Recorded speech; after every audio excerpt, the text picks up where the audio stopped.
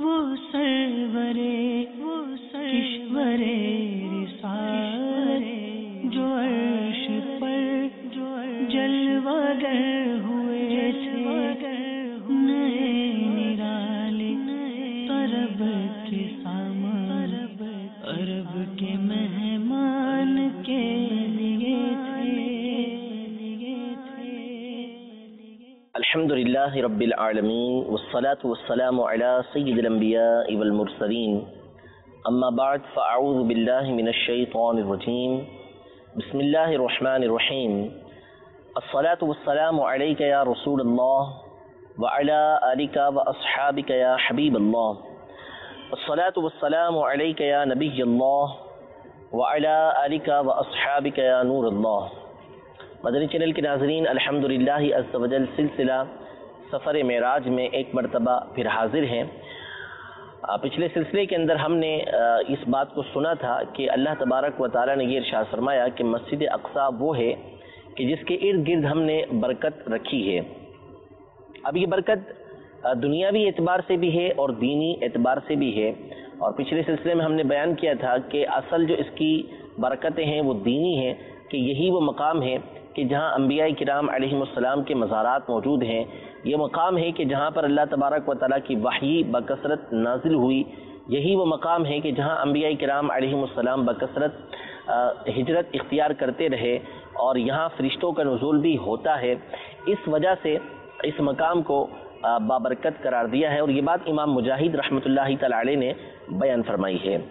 ایک وجہ علماء نے اس کے بابرکت ہونے کی دینی اعتبار سے یہ بیان فرمائی ہے کہ بیت المقدس کی زمین وہ زمین ہے کہ اس زمین کے نیچے سے ہی تمام زمین کے اندر پانی پھیلتا ہے۔ یہی وہ مقام ہے کہ زمین کے تمام حصوں پر یہاں سے پانی پہنچتا ہے، جیسا کہ روایتوں کے اندر موجود ہے۔ تو اس وجہ سے اس حصے کو بابرکت قرار دیا ہے کہ یہاں سے دیگر مقامات کو زندگی کے لیے بنیادی چیز میسر ہو رہی ہے، اور وہ ظاہر ہے کہ بابرکت چیز ہے، خیر والی چیز ہے، تو اس لیے اس مقام کو مبارک قرار دیا ہے۔ یہ قرار دیا ہے کہ یہاں پر اللہ تبارک و تعالی نے برکت رکھی ہے۔ ایک وجہ علماء نے یہ بیان فرمائی کہ اس میں بابرکت ہونے کی وجہ یہ ہے مسجد اقصیٰ کے کہ اس میں نماز پڑھنا باعث فضیلت ہے۔ چنانچہ سنن ابن ماجہ اور دیگر حدیثوں کی کتابوں کے اندر یہ حدیث پاک موجود ہے کہ نبی کریم صلی اللہ تعالیٰ علیہ وآلہ وسلم نے ارشاد فرمایا کہ ارض المحشری والمنشری اتموا فصلوا فیہ فإن صلاة فیہ کألف صلاة فی غیری، یعنی بیت المقدس کی مسجد وہ مقام ہے کہ جو محشر کا مقام ہے، یہیں لوگوں کا حشر نشر ہوگا، تو تم اس جگہ پر آؤ اور یہاں پر نماز ادا کرو، کیونکہ یہاں پر ایک نماز ادا کرنا، یعنی مسجد اقصیٰ کے اندر ایک نماز ادا کرنا، یہ دوسری کسی مسجد میں 1000 نماز ادا کرنے کے برابر ہے۔ یعنی اتنی زیادہ اللہ تبارک و تعالیٰ اس مقام پر نماز پڑھنے کی وجہ سے فضیلت عطا فرماتا ہے۔ ایک اور حدیث مبارکہ میں ہے بیت المقدس کی فضیلت کو بیان کرتے ہوئے مسند احمد کے اندر یہ روایت موجود ہے کہ دجال جب آئے گا تو وہ پوری دنیا کا دورہ کرے گا، پوری دنیا میں جائے گا، صرف 2 شہر ایسے ہوں گے کہ جس کے اندر وہ داخل نہیں ہو سکے گا، ایک مکہ مکرمہ، دوسرا مدینہ منورہ۔ دونوں وہ مقام ہیں، یہ بخاری شریف کی حدیث مبارکہ ہے کہ جس میں فرشتے صفے باندھ کے کھڑے ہوں گے اور فرشتوں کو دیکھ کر ہی بھاگے گا۔ ان 2 شہروں کے اندر وہ نہیں جا سکے گا۔ البتہ مسند احمد کی حدیث پاک کے اندر 4 مسجدوں کا تذکرہ ہے۔ ویسے شہر کے اعتبار سے 2 شہروں کا تذکرہ ہے، لیکن مسجدوں کے اعتبار سے 4 مسجدیں ذکر کی ہیں۔ ارشاد فرمایا حدیث پاک میں یہ ہے کہ ولا يقرب 4 مساجد مسجد الحرام ومسجد المدینہ ومسجد الطور ومسجد الاقصی، یعنی 4 مسجدوں کے قریب نہیں جا سکے گا۔ نمبر 1 مسجد حرام کے قریب، نمبر 2 مسجد مدینہ یعنی مسجد نبوی کے پاس یہ نہیں جا سکے گا، اور مکہ اور مدینہ کے تو شہر کے اندر بھی یہ داخل نہیں ہو سکے گا۔ نمبر 3 مسجد طور، یعنی وہ پہاڑ کہ جہاں حضرت سیدنا موسیٰ علیہ نبینا علیہ السلام نے اللہ تبارک و تعالیٰ سے کلام کی سعادت حاصل کی، وہاں جو مسجد قائم ہے یا ہوگی اس مقام پر یہ دجال نہیں جا سکے گا۔ اور چوتھی مسجد اقصیٰ ہے کہ جس کے اندر دجال داخل نہیں ہو سکے گا، ان 4 مسجدوں کے اندر یہ داخل نہیں ہو سکے گا، تو اللہ تبارک و تعالی نے اس مسجد کے اندر یہ برکت بھی عطا کی ہے کہ یہ دجال جو بہت بڑا فتنہ ہوگا اس مسجد کے قریب نہیں جا سکے گا، کیونکہ اس کے اندر اللہ تبارک و تعالی کی خصوصی برکتیں موجود ہیں۔ ایک روایت کے اندر یہ موجود ہے کہ بیت المقدس وہ جگہ ہے کہ جو شخص بھی اس کی زیارت سے مشرف ہوتا ہے اللہ تبارک و تعالیٰ اس کے گناہوں کو مٹا دیتا ہے، تو اس لیے بیت المقدس کو بابرکت قرار دیا گیا کہ یہاں کی زیارت بھی گناہوں کے مٹنے کا سبب بنتی ہے۔ آگے اللہ تبارک و تعالیٰ نے یہ ارشاد فرمایا کہ لِنُرِيَهُ مِنْ آیَاتِنَا، مسجد حرام سے مسجد اقصی حضور علیہ السلام کو اس لیے لایا گیا تاکہ اللہ تبارک و تعالیٰ اپنی نشانیوں میں سے کچھ نشانیاں نبی کریم صلی اللہ تعالیٰ علیہ وآلہ وسلم کو دکھائے۔ قرآن مجید فرقان حمید میں 2 مقامات پر اللہ تبارک و تعالیٰ نے نبی کریم رؤوف الرحیم علیہ افضل الصلاۃ والتسلیم کے معراج کا تذکرہ کیا ہے کہ آپ علیہ السلام کو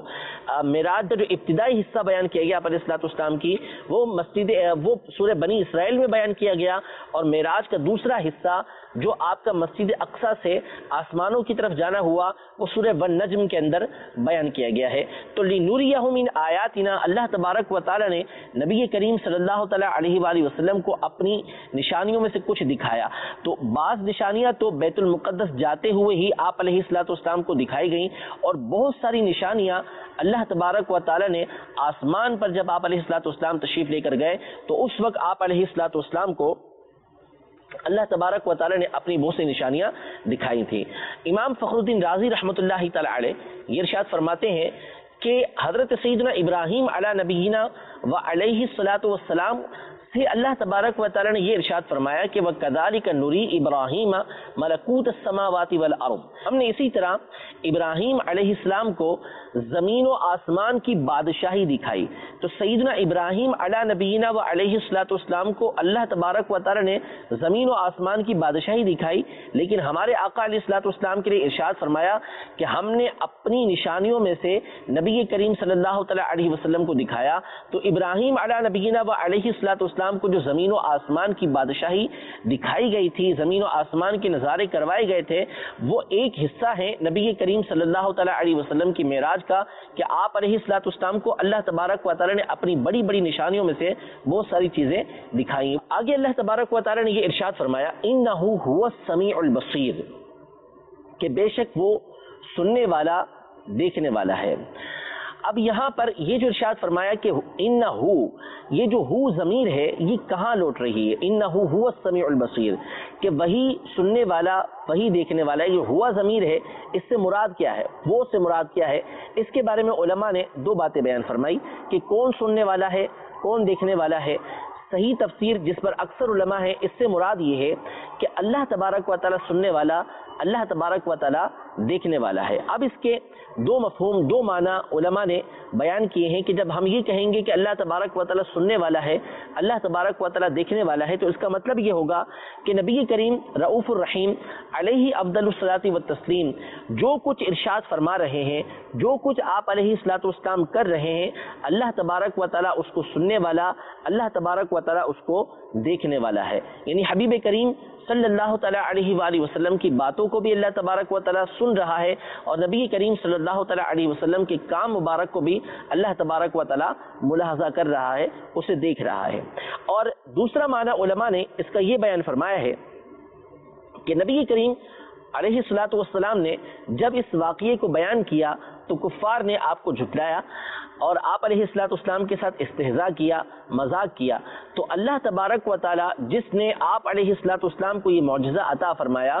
وہ ان کفار کی باتوں کو سن بھی رہا ہے اور وہ ان کے معاملات کو دیکھ بھی رہا ہے، وہی وہ ان کفار کو ان حرکتوں کے اوپر سزا دے گا۔ تو یہ 2 معنی علماء نے یہاں پر بیان فرمائے ہیں۔ اور بعض علماء یہ ارشاد فرماتے ہیں کہ یہاں پر اگر ضمیر یعنی ہوا ضمیر جو ہے، اس کو اگر اس سے مراد نبی کریم صلی اللہ تعالیٰ علیہ وسلم کی ذات لی جائے، آپ کی طرف اس ضمیر کو لوٹایا جائے، تو اس کا معنی یہ بنے گا کہ حضور علیہ السلام یہ سننے والے اور دیکھنے والے ہیں۔ اور علماء نے یہ ارشاد فرمایا، جیسے امام فخر الدین رازی رحمۃ اللہ تعالی علیہ اور کئی بزرگوں نے، علامہ محمد بن یوسف شامی صالحی رحمۃ اللہ تعالی علیہ نے، امام غزالی رحمۃ اللہ تعالی علیہ نے، کئی بزرگوں نے اس بات کو بیان فرمایا کہ حضور علیہ الصلوۃ والسلام کو بھی اگر اس آیت میں مراد لیا جائے تو اس میں کوئی حرج نہیں ہے۔ علامہ تاج الدین سبکی رحمۃ اللہ تعالی علیہ نے اپنے فتاوی کے اندر اس بات کو بیان کیا ہے کہ یہاں مراد نبی کریم صلی اللہ علیہ وسلم کی ذات بھی ہو سکتی ہے، یعنی اللہ تبارک و تعالی نے یہ ارشاد فرمایا کہ وہ حبیب سننے والے بھی ہیں اور دیکھنے والے بھی ہیں۔ اب اس کا معنی یہ بنے گا کہ آپ علیہ الصلوۃ والسلام اللہ تبارک و تعالیٰ کے کلام کو سننے کی سعادت حاصل کر رہے ہیں، اور آپ علیہ الصلوۃ والسلام اللہ تبارک و تعالیٰ کی زیارت، اللہ تبارک و تعالیٰ کو دیکھنے کی سعادت بھی حاصل کر رہے ہیں، اس سے مشرف ہو رہے ہیں۔ تو اس میں کوئی حرج نہیں ہے، کیونکہ اللہ تبارک و تعالیٰ نے جس طرح اپنی صفت سمیع اور بصیر بیان کی ہے کہ کان سمیعا بصیرا، قرآن پاک میں اللہ تبارک و تعالیٰ نے اس بات کو بیان فرمایا ہے کہ اللہ تبارک و تعالیٰ سننے والا اور دیکھنے والا ہے۔ اسی طرح اللہ تبارک و تعالیٰ نے سورۃ الدہر کے اندر انسان کے لیے اس بات کو بیان فرمایا کہ فجعلناہ سمیعا بصیرا، کہ ہم نے انسان کو سننے والا دیکھنے والا بنایا ہے۔ تو جس طرح اللہ تبارک و تعالیٰ نے اپنے لیے یہ صفت بیان کی ہے کہ میں سننے والا، میں دیکھنے والا ہوں، اسی طرح انسان کے لیے بھی یہ صفت اللہ تبارک و تعالیٰ نے بیان کی کہ اللہ نے ان کو سمیع بنایا، سننے والا بنایا، بصیر یعنی دیکھنے والا بنایا ہے۔ لیکن دونوں میں فرق بالکل واضح ہے کہ اللہ تبارک و تعالیٰ کا دیکھنا، اللہ تبارک و تعالیٰ کا سننا، یہ اس کا اپنا ذاتی ہے، اور وہ اعضاء سے پاک ہے، وہ جوارح سے پاک ہے، وہ جسم سے پاک ہے۔ اس کا سننا وہی جانتا ہے، اس کا دیکھنا وہی جانتا ہے۔ ہم اس کے اوپر ایمان لے کر آتے ہیں، اور ہمارا دیکھنا یہ اللہ تبارک و تعالیٰ کی عطا سے ہے، ہمارا سننا یہ اللہ تبارک و تعالیٰ کی عطا سے ہے، اور ہم اپنے جسم کے اعضاء سے سنتے ہیں، جسم کے ذریعے سے سنتے ہیں، کانوں کے ذریعے سے سنتے ہیں، آنکھوں کے ذریعے سے سنتے ہیں۔ اللہ تبارک و تعالیٰ ان تمام باتوں سے منزہ ہے، وہ سمیع ہے، وہ بصیر ہے، وہ کس طرح ہے وہ خود جانتا ہے۔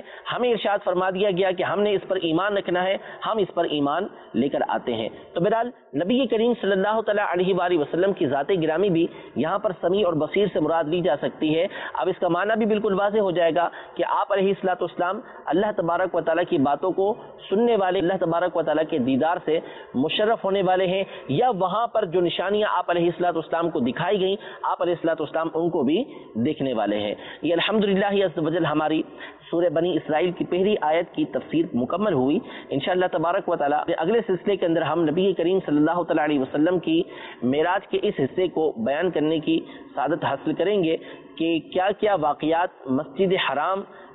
سے مسجد اقصیٰ تک آپ کے ساتھ پیش آئے، درمیان میں کیا کیا معاملات پیش آئے، آپ علیہ الصلوۃ والسلام کہاں کہاں اترے، اور کیا کیا آپ علیہ الصلوۃ والسلام نے افعال وہاں پر کیے، اور مسجد حرام سے پہلے بھی آپ علیہ الصلوۃ والسلام کے ساتھ کیا معاملات پیش آئے، انشاءاللہ تبارک و تعالیٰ اگلے سلسلے کے اندر ہم شامل کریں گے۔ پھر اس کے بعد انشاءاللہ تبارک و تعالیٰ جو اس معراج کا اگلا حصہ ہے، یعنی سورہ والنجم کے اندر کہ اللہ تبارک و تعالیٰ نے آسمانوں تک جو حضور علیہ الصلوۃ والسلام کو معراج کروائی، اس کا بھی تذکرہ انشاءاللہ تبارک و تعالیٰ اپنے اگلے سلسلوں کے اندر کریں گے، اور پھر اسی میں انشاءاللہ تبارک و تعالیٰ مختلف عقائد اہل سنت بھی ہم سننے کی سعادت حاصل کریں گے، اور وہیں انشاءاللہ اس واقعے کو بھی جو بخاری مسلم کی احادیث کے اندر ہے اس کو بھی سننے کی سعادت حاصل کریں گے۔ اللہ تبارک و تعالیٰ ہم سب کو نبی کریم صلی اللہ تعالیٰ علیہ وسلم کی عظمتیں ہمیشہ بیان کرتے رہنے کی توفیق عطا فرمائے، اور آپ علیہ الصلوۃ والسلام کی عقیدت محبت اللہ تبارک و تعالیٰ ہمیں عطا فرمائے۔ بالخصوص کل بروز قیامت اللہ تبارک و تعالیٰ ہمیں نبی کریم صلی اللہ تعالیٰ علیہ وسلم کی شفاعت میں سے حصہ عطا فرمائے، اور جتنی باتیں اب تک ہم نے سنی ہیں اللہ تبارک و تعالیٰ ان کو بھی اپنے بارگاہ میں شرف قبولیت عطا فرمائے، اس میں جو غلطیاں کوتاہیاں ہوئی ہوں اللہ تبارک و تعالیٰ اسے معاف فرمائے، آمین بجاہ النبی الامین صلی اللہ تعالیٰ علیہ وآلہ وسلم۔ وہ سرورے